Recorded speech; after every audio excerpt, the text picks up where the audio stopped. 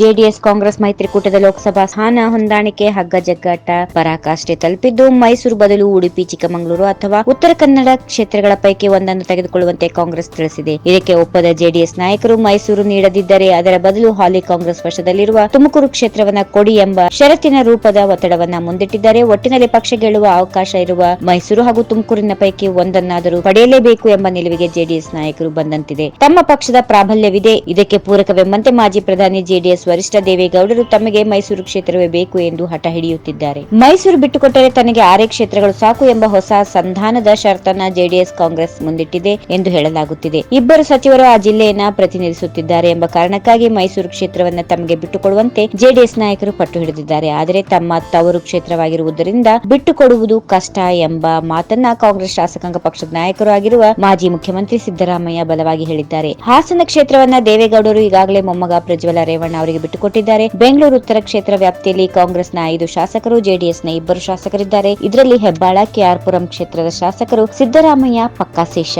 ಅಷ್ಟೇ ಅಲ್ಲದೆ ಈ ಕ್ಷೇತ್ರದಲ್ಲಿ ಕುರುಬ ಮತದಾರರು ಕೂಡ ನಿರ್ಣಾಯಕ ಪಾತ್ರ ವಹಿಸುತ್ತಾರೆ. ಒಂದು ವೇಳೆ ದೇವೇಗೌಡರು ಸ್ಪರ್ಧೆ ಮಾಡಿದ್ರೆ ಜೆಡಿಎಸ್ಗೆ ಒಳ ಏಟು ಬೀಳುವ ಆತಂಕ ಎದುರಾಗಿದೆ ಎನ್ನಲಾಗಿದೆ. ಮೈಸೂರಿಗೆ ಪಟ್ಟು ಹಿಡಿದಿರುವ ಕಾಂಗ್ರೆಸ್ಸಿಗರ ಪೈಕಿ ಮಾಜಿ ಸಿಎಂ ಸಿದ್ದರಾಮಯ್ಯ ಪ್ರಮುಖರು. ತಮ್ಮ ಸ್ವಂತ ಜಿಲ್ಲೆ ಮೈಸೂರನ್ನ ಬಿಟ್ಟುಕೊಟ್ಟರೆ ಭವಿಷ್ಯದಲ್ಲಿ ಪಕ್ಷಕ್ಕೆ ತೊಂದರೆ ಆಗುತ್ತದೆ. ಅಷ್ಟೇ ಅಲ್ಲ, ಹಾಲಿ ಸಂಸದರಿರುವ ತುಮಕೂರು ಬಿಟ್ಟುಕೊಡುವುದು ಕೂಡ ಪಕ್ಷದ ಹಿತದೃಷ್ಟಿಯಿಂದ ಒಳ್ಳೆ ಬೆಳವಣಿಗೆ ಅಲ್ಲ ಎನ್ನುವ ವಾದವನ್ನ ವರಿಷ್ಠರ ಮುಂದೆ ಇಟ್ಟಿದ್ದಾರೆ ಎನ್ನಲಾಗುತ್ತಿದೆ.